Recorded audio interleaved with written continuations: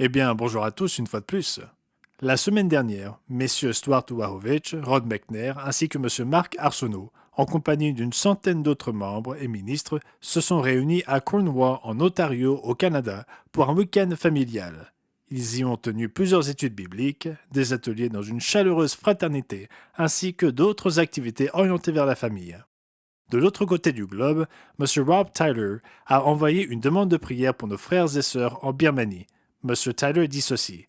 J'ai parlé la semaine dernière avec M. Tuwalebay de la situation en Birmanie qui s'aggrave pour le pays. Nos membres de l'État Chin, dans le nord, ont été informés qu'ils devraient bientôt fuir et se rendre dans un camp de réfugiés spécial préparé par les combattants de l'opposition contre le gouvernement birman. Dans leur région, les groupes d'opposition sont en train de gagner la guerre. Dans d'autres régions du pays, nos membres doivent effectuer un service militaire forcé, mais s'ils se cachent et sont capturés par l'armée, ils seront pour la plupart tués.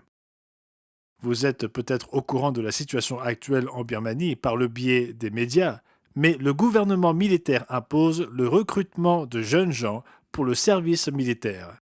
Le gouvernement militaire a récemment promulgué une loi selon laquelle tous les hommes âgés de 18 à 35 ans et toutes les femmes âgées de 18 à 27 ans devront désormais servir dans l'armée.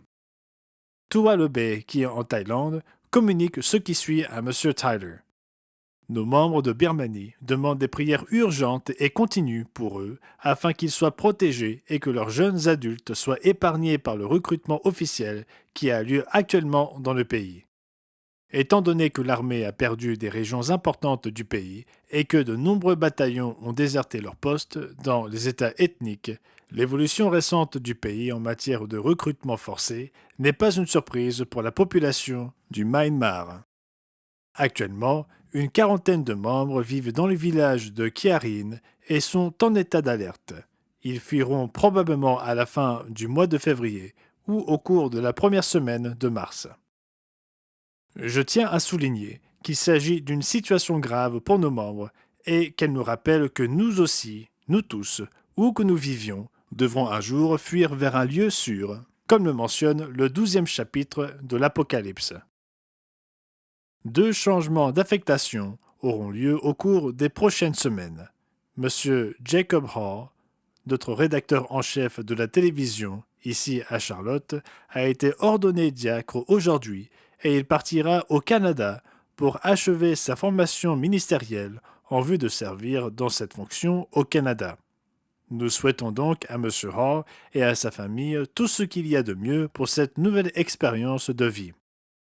M. Josh Lyons reviendra à Charlotte après une mission ministérielle sur le terrain pour travailler dans notre département des finances.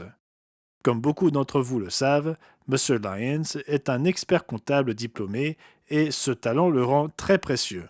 Même s'il a effectué un travail formidable sur la côte Est, où il a servi plusieurs congrégations, il continuera à exercer ses fonctions de pasteur et à s'occuper de l'administration de l'Église.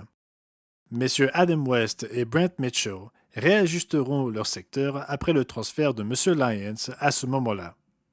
Comme vous pouvez le constater, il se passe beaucoup de choses ici et dans le reste du monde. Nous pourrions présenter des communiqués de ce type de chacun de nos bureaux régionaux. Il se passe donc beaucoup de choses pour lesquelles il y a beaucoup à prier. Nous espérons que chacun d'entre vous se souviendra de l'œuvre, où que vous soyez dans le monde, au fur et à mesure que nous avançons. C'était Gerald Weston pour l'Église du Dieu vivant pour la semaine se terminant le 24 février 2024. J'espère que vous passerez tous un merveilleux sabbat.